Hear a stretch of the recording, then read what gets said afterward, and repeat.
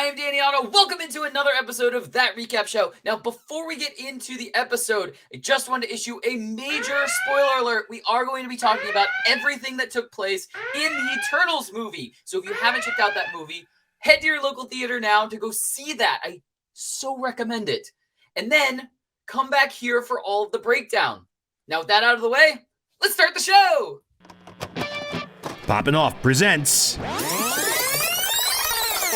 That Recap Show.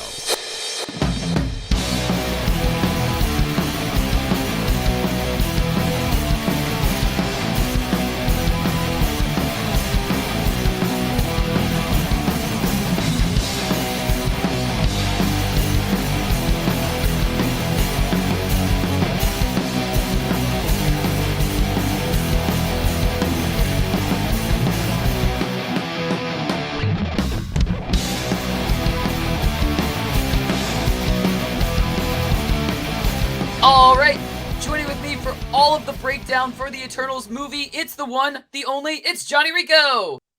Hey, I'm back. Hey, we had a Hello, little bit of guys. a break there. It was weird. I know, man. It's been like weeks, it feels like. I know, but so much has been announced. So much is happening in the future. We're gonna have so many more episodes of That Recap Show, but this is a really big and important one. I can't wait to talk all things Eternals. Do you want me? I'm just gonna kick it off. Let's go initial reaction. So I really liked the movie a lot, and that's kind of my very first thing. The only thing that I have to say is immediately getting out of the theaters, I felt like Dr. Pym? You don't need to raise your hand, Scott. Sorry, I just have one question. Who are you? Who is she? What the hell's going on? And can I go back to jail now? I almost just wanted to turn around and go back and watch another showing immediately after watching the movie the first time. Because and I have to give props to our editor. I was actually talking to him about this because he saw it over the weekend also. And it's such a dense subject matter, basically. You're learning about all of this history for new characters. And I went in not knowing anything about the Eternals in general from the comic material and stuff like that. So it really is, in a good way, very, very dense in history of these characters. And you have to kind of, intake a ton of information. But anyway, that's what I thought. What about you, Rico? Yeah, I kind of had the same feeling as you. I actually love the movie a lot. No, in no way is it like as bad as like the critics make it out to be, because even the audience score is 80%. So clearly people like the movie a lot. Exactly. But yeah, it's in a good way. I came out of this movie with more questions being asked than they were answered, as opposed to, I think when people came into this movie, they're expecting a lot of like questions in regards to like the end of Endgame and stuff like that, especially with Thanos. Why weren't they involved more? We got an answer for that, of course. But really, there's a lot of stuff that we don't know about that this movie ended up, telling us a little bit more about. So Absolutely. it really expanded the lore of the MCU quite a bit, and I'm really excited to see like where this is going to go from here, because boy, there is a lot. Me too. So let's go to our big takeaways, because I think most of them are just reveals of where these things could be taking us post this movie. So first big takeaway, I'm going to kick this one off, is, so wait, technically the Eternals were on the bad team, I guess. And look, I know. Look, they turned against their Celestial, so they're technically not the bad team. Yeah, I get it. They pawns. rebelled. They rebelled. But we were talking about this earlier. It's like, technically, if they had done their job right, the Earth would be gone and we would all be dead. Like, so technically, they're kind of the bad guys, right? Yeah, in a way. So it's like a Mantis with ego. She was helping him bring all these people to him so you can eat his children or whatever he was doing. That one little cave with all the skeletons. But at the end of the day, she's not really bad. We don't see her as bad anymore. I think it's just when you're being used as a pawn by the actual bad guy. And I say, Zangief, you are bad guy, but this does not mean you're bad guy. The Celestials in this case, not all of them are good, but it turns out we haven't met one good Celestial yet, so who knows.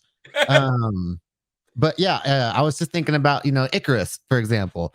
Ikaris kind of turns out to be like our villain in a way at the end of the movie, as opposed to the deviants who were really like nothing. Um, but Ikaris, he was so guilt ridden over his actions that he flew too close to the sun, as the great Legend of Ikaris I don't want to live on this planet anymore. was foretold by Sprite, I think, is the one who came up with the actual tale within the movies universe. But I always thought about, so at the end of the movie when they beat Tiamat and stuff like that, and they freeze him, they get kidnapped by Aramesh, I think it's the celestial that they work for. And he's basically being like, yo, you messed up my plans.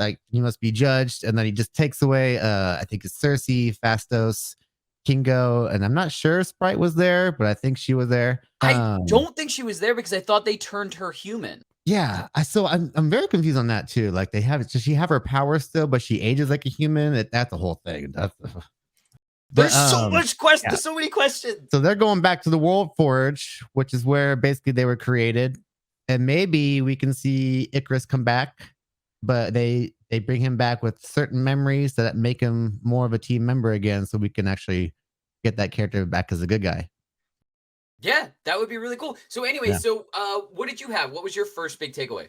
Okay, so I was just talking about it too. We were talking about Tiamat, the frozen celestial in the earth, and I was just talking about how that's one of my favorite pieces of imagery probably in the MCU ever. Basically, the earth of this world has a new wonder of the world, like that we call the pyramids and stuff like that.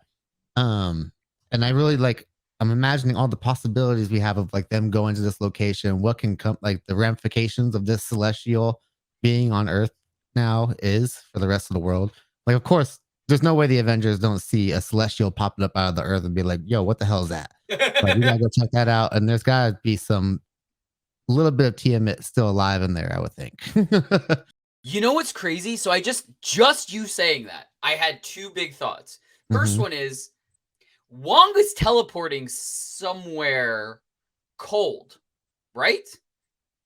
We saw him teleporting somewhere cold. What if he was teleporting there to a frozen setting of a celestial? Number two, I just had a thought of, in the Guardians movie, nowhere is a celestial's head, right? Yeah, a dead celestial's head. Exactly. Yeah. There's tons of alien races that are going to want to mine out that celestial, right? So there's we can have a ton of different like alien races heading to Earth now because they know that there's basically a frozen celestial there to mine out any resources they can get. Yeah, it's interesting you brought Wong teleporting to somewhere cold too, because they say that the events of this movie are actually happening around the same time as Spider-Man Far From Home. So there we go. There's a possible connection right there. Yep. So you ready for our last big takeaway? Yeah, let me hear it, Danny. All right. Boom. Big reveal. Drunk Patton Oswalt and Harry Styles are Eternals? Like, oh yeah. All right. Cool. Well, one is for sure. One is for sure. The other one is Pip. But this is, I mean, and Harry Styles is apparently Thanos' brother. So, I mean, absolutely. This is awesome. Like, that was like definitely like an awesome like WTF moment when they come walking into the Eternal ship and kind of basically walk in on the remaining Eternals. I have nothing but good things to say about hopefully seeing more of Patton Oswalt in the MCU. Perfectly cast, if I do say so myself. Know. Like, amazing. Even got the nod of approval from Jim Starlin, the creator of Pip himself. So I thought that was really cool to see when I read that online. Yeah, like that guy is pretty much a god in the world of cosmic Marvel lore. And so when you're like, yep, they know that one. I was like, yeah, they do. Yeah. I think if anyone deserves to be in comic book movies, it's definitely Patton Oswalt, because I know he knows the source material already. We see Thanos, who was the villain teased at the end of the first Avengers movie. Now, Thanos, as you know, owns the Infinity Gauntlet, which has the Time Gem, the Mind Gem, the Power Gem, the Space Gem, and the Reality Gem. If he holds the Reality Gem, that means he can jump from different realities. This will be our link to the Marvel universe from the Star Wars universe. And he appreciates anything that he can get to be cast in anything that's related to comic books and stuff like that. It's incredible, and I'm so happy, and I can't wait to see him more. And that kind of leads into our predictions. You want to go first? Yeah. We know now that Dane Whitman, Sersi's boyfriend in the movie, he's got quite a lineage in his family. His uncle was the villainous Black Knight in the comics, and the sword is passed down to his family. It's a cursed blade called the Ebony Blade, which we see him open up a case at the end credit scenes. Some little black liquid looks like it's about to attach to him. It looks very symbiote, if you don't mind me saying. Like the necro sword that might be related to Null, the god of symbiotes in a way. That would be a pretty cool leap if they could do that. But as he is about to touch the blade and turn into the Black Knight, we hear a voice that just says, "Sure you're ready for that, Mr. Whitman?" Like that. You're like, I just remember as soon as that happened, everyone in the crowd was like, "Who is that?" It was like, "Who's that?" And I heard, "Is that Doctor Strange? Who is that? Is that so?" And I'm like, I don't know who that was. I'm just gonna go and look it up. And luckily, we got the answer from the actual director. She pretty much she had to say it because someone guessed it and they got it right. But it was, in fact, Blade. Mahershala Ali himself making his, I guess, vocal debut as the character. So we know now that his transformation to Black Knight will involve Blade in some form. And we know that Moon Knight's coming out, and we have a Werewolf by Night, like Halloween special possibly coming out. So we don't know if they're doing like a Midnight Suns thing with Doctor Strange. Like I'm thinking Doctor Strange is just like kind of taking the Tony Stark role, and he's going to start assembling teams all over the world. And I think the Midnight Suns will be taking over kind of like the paranormal aspect of it. We're going to have the West Coast Avengers or Young Avengers, and then I think we already know that Dane will either be like in the Midnight Suns or he's going to be in the Avengers 5, I think, for sure. I think it's been confirmed. So I'm very curious to see how big his role is going to be in the MCU going forward.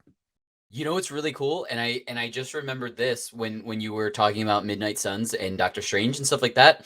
That Doctor Strange 2, Multiverse of Madness, has been pushed back a little bit for reshoots, and we got the confirmation from I think it was from Kevin Feige recently on Twitter, saying that, look, nothing is wrong with the movie. I respect and love Raimi's vision. Everything's going fine. We're doing reshoots for some of the added extra co-stars that were going to be in it. Yeah, they were saying they were like people scheduling and exactly, and I think like COVID protocols on some people. So it was like we're just like, yeah, a good little cover story for if you want to do some gnarly stuff. Right. So I'm wondering if some of those, and now some of them could be like, crazy different versions of Avengers that we know of them, but we haven't, like the rumors, like Tom Cruise at one point was being vetted for Iron Man. So like maybe we're going to see a Tom Cruise Iron Man version in one of them and stuff like that. But it kind of also could add some credence in the Midnight Suns team if now we get like a glimpse of Doctor Strange kind of meeting up with some of these characters with Oscar Isaac maybe and with maybe Kit Harington. Mm-hmm. So it would be really cool. I'm really excited for that, and I hope that's exactly what's happening, because that would be awesome. I have two really quick predictions. First one is, I think just staying Eternals them like centric, I think Eternals 2 is going to potentially give us Eternals versus Celestials War, which would be absolutely cosmically crazy. But it could bring about so much moving forward. Like we could get Galactus, we could get so many crazy things that could entail. So that's one route. I just wanted to kind of go just Eternal centric. But, and this is another thing that I have to throw credit to our editor, because he brought this up.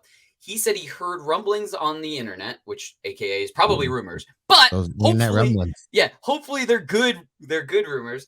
Is that we could potentially be seeing some of the Eternals in the upcoming Guardians of the Galaxy 3.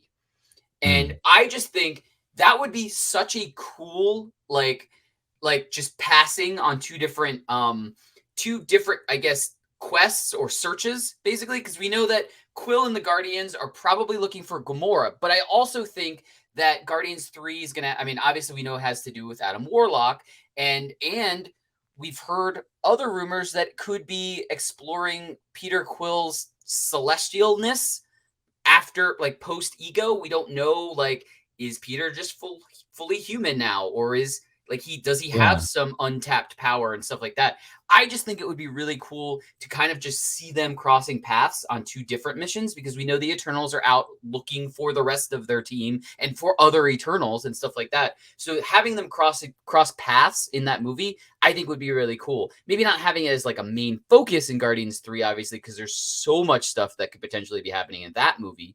But I just think it would be really cool just have them in crossing, in passing and stuff like that. So just to see that would be awesome. Yeah, another movie that could cross paths with, you know, both of these, of course, is Thor: Love and Thunder, because of course Thor is tied in with the Guardians, of course. It seemed like when Eros teleported into the ship with Pip, it was very Bifrosty. It was looking. So I think Pip could actually be the link of all these characters, because he's the teleporter, really. And Pip is linked to Adam Warlock in the comics. Exactly. He's a very underrated character, I think. I think his CG looked a little bit wonky in the movie. I heard is they just didn't have enough time to polish it up. He was like it was an alternate scene idea. But I think the next time we see him, I think he's gonna look pretty darn cool, I think. Oh yeah, absolutely. I'm excited. Thanos didn't look as cool as he did in Infinity War when we first saw him either, you know. Exactly. So there's always room for improvement. Oh yeah, for sure. Especially when he's more of a featured character, for sure. It was the same thing with the Thanos like teaser credit scenes and stuff like that. So yeah, absolutely. But anyway, that's what we think. Let us know in the comments below. What did you think of the Eternals movie, and what do you think is going to happen post Eternals? The possibilities are endless. The MCU is getting more cosmic by the movie, by the TV show. It's insane. We cannot wait to see what's next. And as always, don't forget, like, subscribe, and turn on notifications to hear about all of our latest video releases. Bye, everybody!